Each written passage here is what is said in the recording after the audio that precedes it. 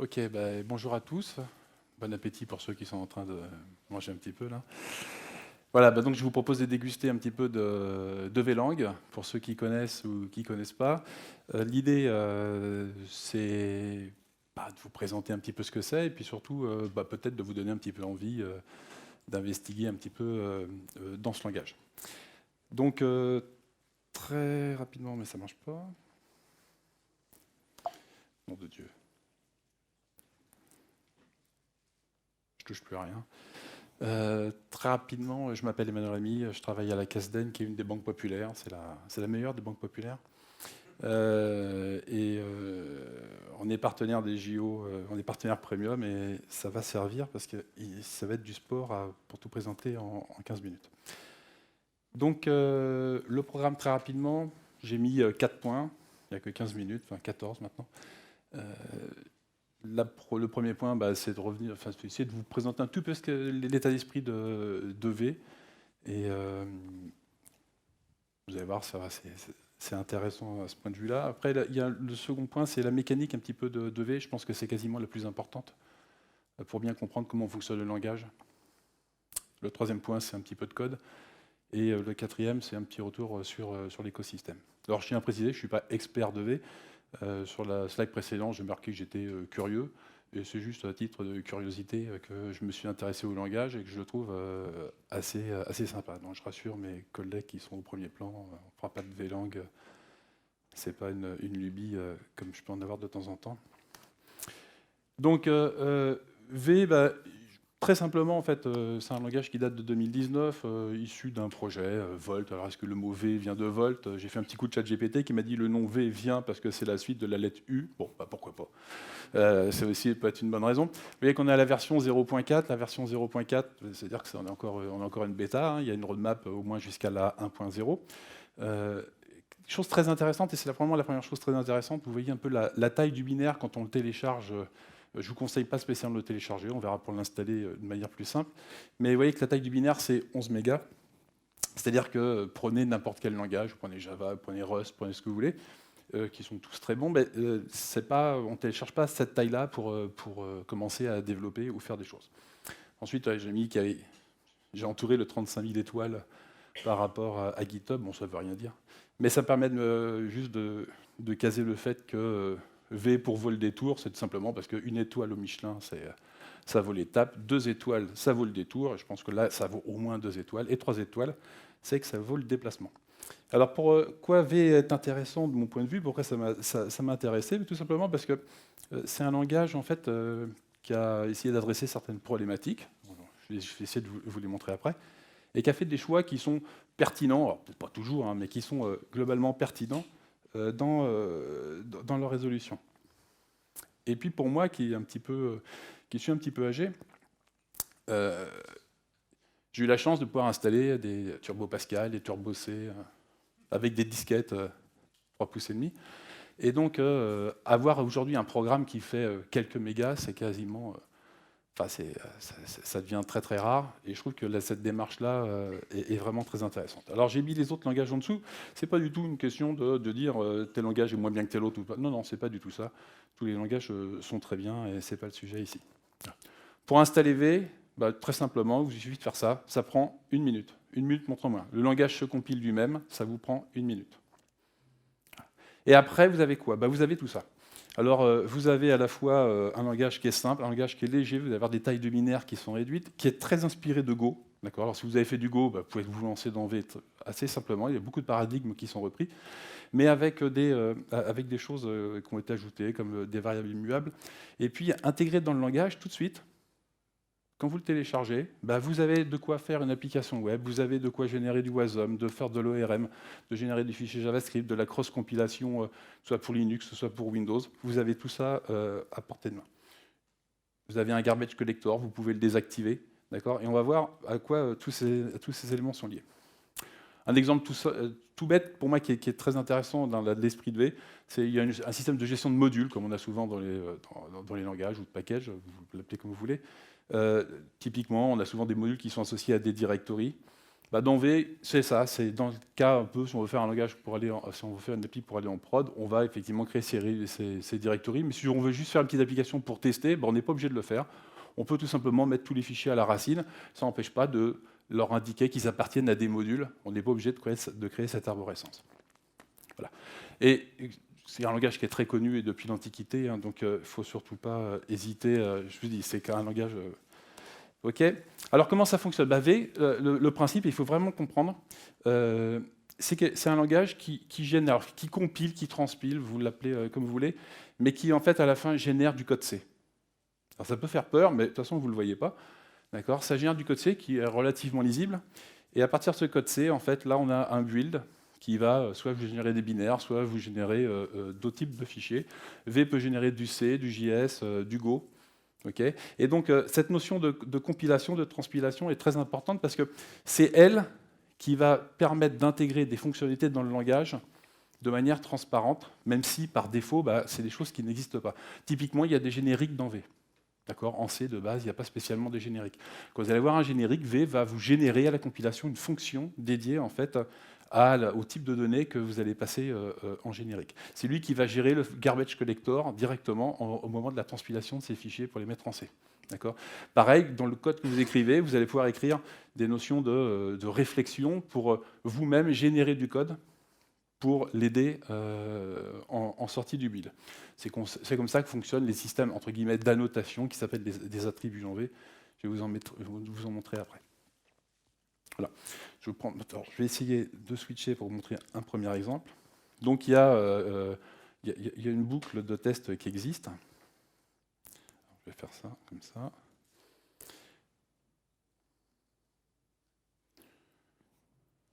OK. Donc voilà, un premier programme en V tout bête. Hein, vous voyez, on va pas aller loin avec ça. Ceci étant, ça a le mérite d'exister. Pour l'exécuter, il suffit de faire juste un vrun point. Alors vous voyez, mine de rien, dans le langage, il y a ce que des gens ont attendu depuis 30 ans dans d'autres langages, c'est-à-dire l'interpolation des chaînes de caractères. Et ça, là, c'est arrivé tout de suite. Okay.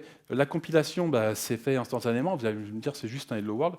OK, mais globalement, vous allez voir, quand les programmes se complexifient, la compilation est tout aussi rapide. Et pour le coup, j'ai juste un MacBook M1, je n'ai pas une bête de course comme peuvent avoir certains qui font des démos de Java, de compilation native en Java. OK. Donc ça, c'est la première chose. Et qu'est-ce qui se passe, en fait? Typiquement, voilà, si je veux générer le fichier, si je veux voir le fichier C que V me génère, je peux lui demander tout simplement qu'il me génère ce fichier C.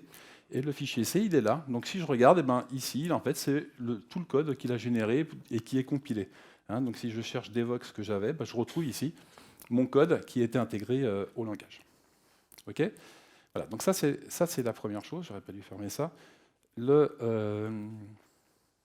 Juste ça. Voilà, on va revenir à la rapide. Alors, je vous ai dit que historiquement, tout le monde a parlé de V et Churchill aussi. Maintenant, concrètement, un petit peu de code. Alors, je vais essayer d'accélérer à ce niveau-là parce que... Donc, je vous ai dit que V pouvait tout simplement générer du code. Là, typiquement, on a un programme qui est écrit en V et qui adresse du JavaScript qui est capable de passer dans le navigateur. Donc, en fait, il va être compilé, passer dans le navigateur. Et comment on fait pour le passer dans le navigateur? Et bien là, c'est l'avantage d'avoir une compilation extrêmement rapide. En fait, je vous montrerai après ce que c'est cette application, mais on peut directement en fait le compiler à la volée dans le navigateur et le voir s'exécuter. C'est-à-dire que le code JS va être compilé quand on va accéder à l'application. Et merde. Voilà. Là, vous avez la compilation qui a lieu. Et vous avez l'application qui tourne directement dans le navigateur. Donc là, voilà. Donc ça, ici, le code que vous voyez, ce qui s'exécute, en fait, c'est du code V qui a été compilé directement en JavaScript et qui s'exécute dans le navigateur. D'accord, qui adresse un canevas pour le coup. Voilà.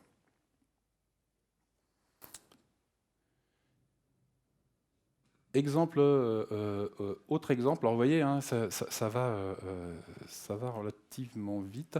Autre exemple, en fait, ici, bah, c'est l'histoire de l'immutabilité. Alors l'immutabilité, enfin, ou l'immuable, en fait, que les choses soient immuables, font que bah, on ne peut pas spécialement modifier des variables. Par défaut, les variables ne sont pas modifiables, il faut le spécifier AV. Alors, si je viens... Hop.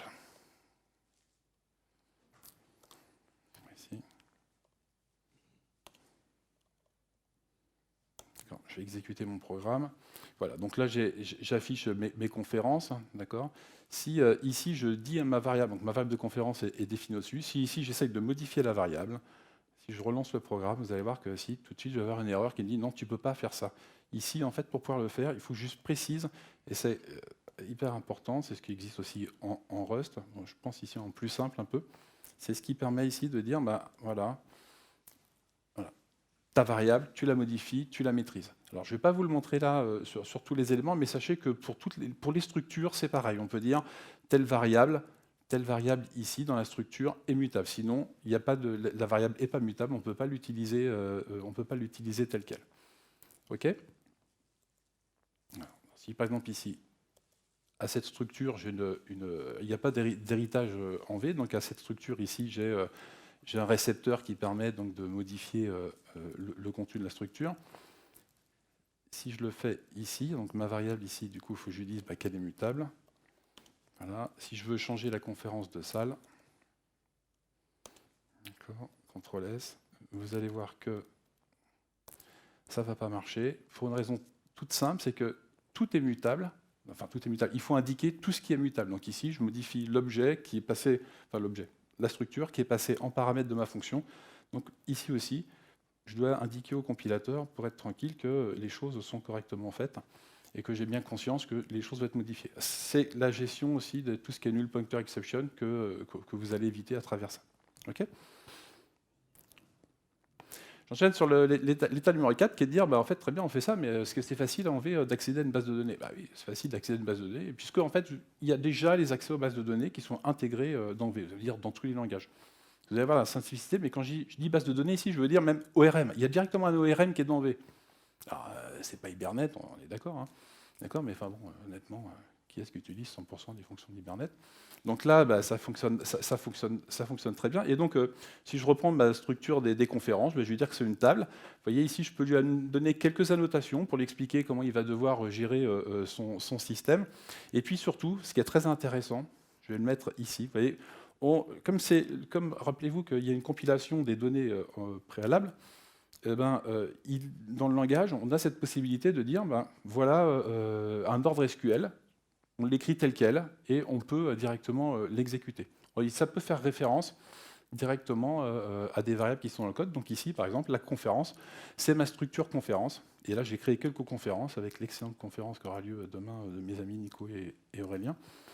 Et quand on va exécuter ça, tout simplement, derrière, je vais lui demander qu'il exécute une requête de sélection. Et vous voyez, quand j'exécute cette requête de sélection, je ne suis pas obligé de faire un row mapper et machin, enfin des choses qu'on connaît qui sont assez vribles. Directement, je récupère un tableau avec toutes mes données et c'est lisible et c'est extrêmement efficace. Donc là, je vais me mettre...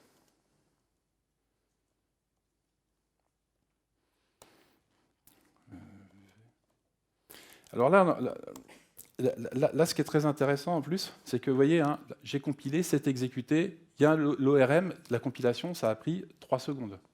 Il y a l'ORM qui est intégré, il y a tout. Et vous voyez, j'ai ma base SQLite qui a été créée aussi. Voilà. Et je vais terminer sur un dernier exemple que je ne vais pas faire. En fait, c'est je ne vais pas vous montrer son slide, j'aurai pas le temps de terminer le reste. Mais l'idée, en fait, derrière, c'était de reprendre ces mêmes données et puis de les injecter dans une application web. Donc l'application web, en fait, dans V, c'est pareil, il y a un module qui s'appelle VWeb. Et déclarer une fonction, un endpoint dans l'application web, c'est uniquement par une toute petite annotation comme ça, comme on a un peu l'habitude de l'avoir.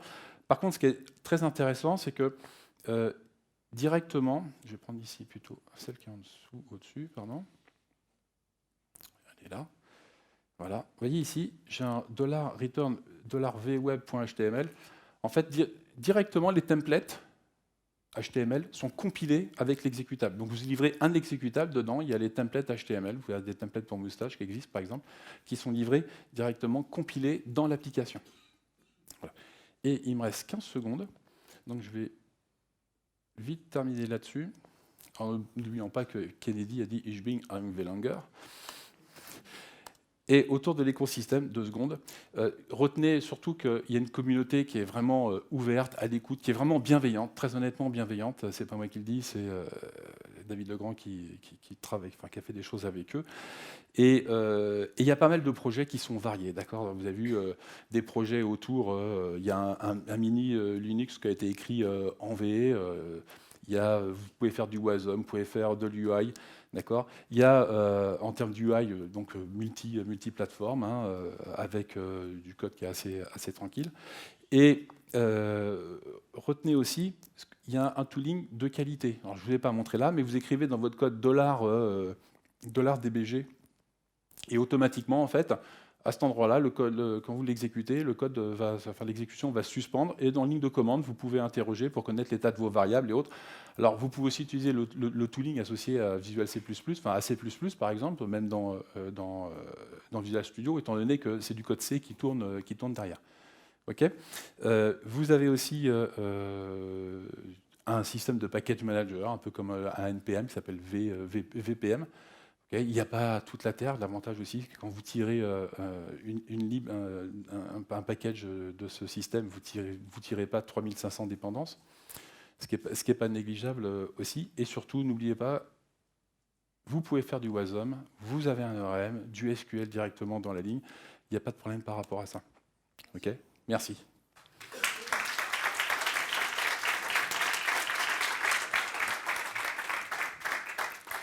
Et si vous avez des questions, ça sera dehors. Bah voilà, comme ça sera dehors.